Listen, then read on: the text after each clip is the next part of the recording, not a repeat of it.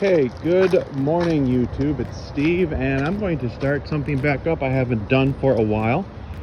This is my dog walking thoughts video. I had a nice conversation via email with the contest winner, Mr. Super Chippy, and he just said, hey, I missed your dog walking thoughts. I always like listening to them. So maybe that's something I could do once again. And if you didn't know what they were, it's just some of my random gaming thoughts or what I'm doing as I'm walking my dogs, because as you know from the videos, we have quite a few.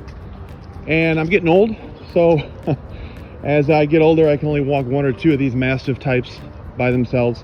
And this time it's Thomas. I don't know if he's been in many of the videos. He's a really great breed. He is a Fila Brasileiro, about 2.5, 3 years old, coming up on April 15th, I think is his 3rd birthday.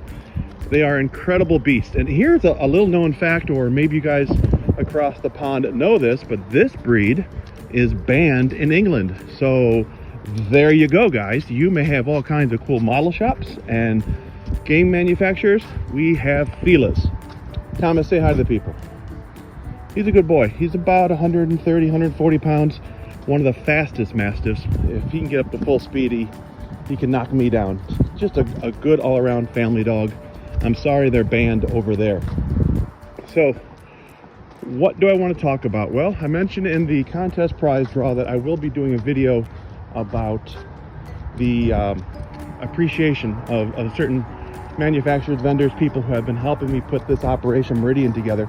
And that's coming once I get those in my hand. But this is something I thought about last night. It's been going on for a while, and that is I seemed, as I'm getting older, to become more of a modeler than a gamer.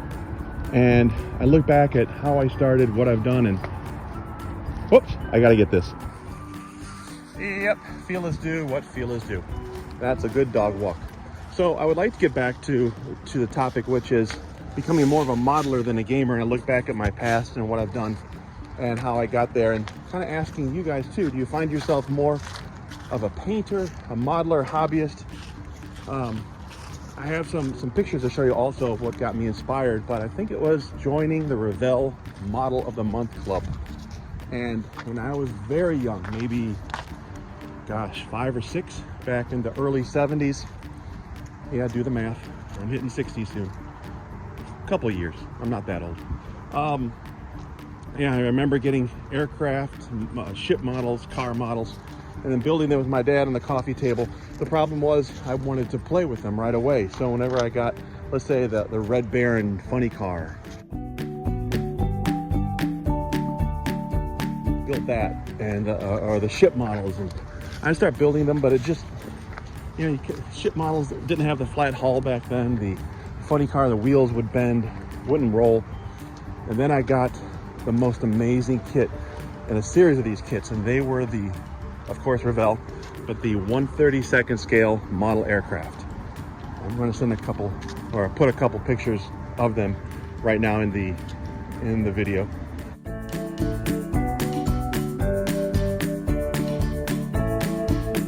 Started off with the amazing Spitfire. I remember building that, watching the Battle of Britain when it was on late at night. I'd stay at my grandma's house, take this kit and build it using what do you call it, lacquer-based paints, getting real queasy from the smell. She would wonder what was going on. I didn't care. I was building a Spitfire, and it was actually on TV.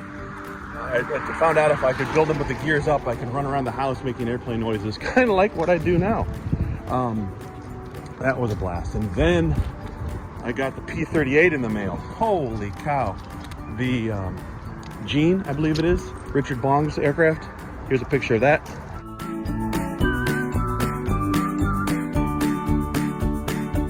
This kit was amazing. Now, when I built these, of course, there were thumbprints all over. You know, it wasn't anything like it was just right out of the box. And they were beautiful. Then I got the most iconic model I've ever built, and that was the 1/32nd scale Shangri-La, the Blakesley P-51. That kit just said World War II to me, and that was it, and I was hooked. So, you know, fast forward, you start playing games. Fast forward, you start building models for games. You're looking for the latest kit, maybe from Warlord.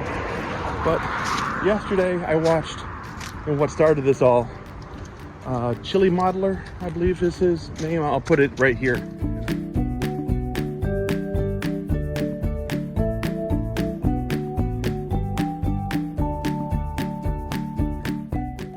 And a graphic. He built the 1/700 scale USS Hornet. And I said, wow, I'd like to build that. But that's not part of a game, I said. And I thought, who cares? It's a model. That's when I realized I'm getting back to becoming more of a modeler than a gamer. I do appreciate all the games we have played. It's just there's no time to get together. Seems I'll be happy building Blood Red Skies and getting ready for Adepticon to run my Operation Meridian.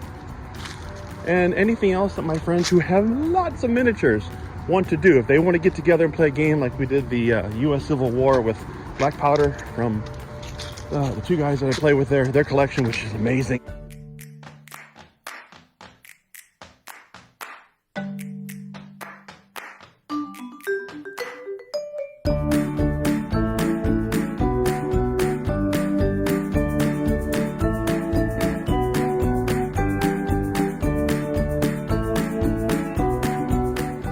Yeah, I wouldn't mind jumping in a game, but it seems like the days of getting anything army-wise painted maybe around the corner, because we all change. I mean, the seasons are changing. It's gorgeous here in Northeast Ohio. We've had the best weather for fall ever, but winter is coming. So that's my thoughts. Put in the comments, how did you guys get started? Do you come at it from a modeling standpoint? Do you find yourself more of a hobbyist with games, board games, and it doesn't matter what the miniatures are? Or did you start right in? Well, it seems to be three different ways. And I'll finish up with this kind of a strange thought that I had. If you are playing like Warhammer Fantasy and all this, you probably started playing D&D.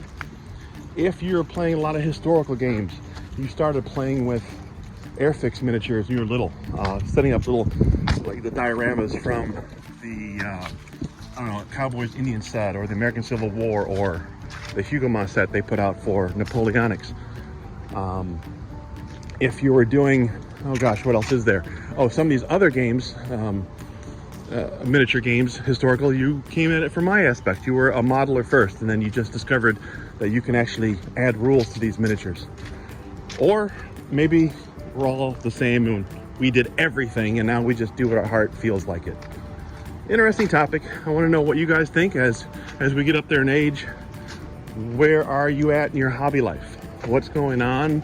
Have you become just one thing over another, or is it just something that you wake up in the morning, you feel like you want to build some Space Marines, and the next you want to build some flank companies for your Napoleonic force? Take care, guys. Sorry about the ramble. Hope it came through okay. And you know, beating Thomas is a nice thing. He's a good dog, very affectionate, very loyal, and oh gosh, don't break into the house. Take care, guys.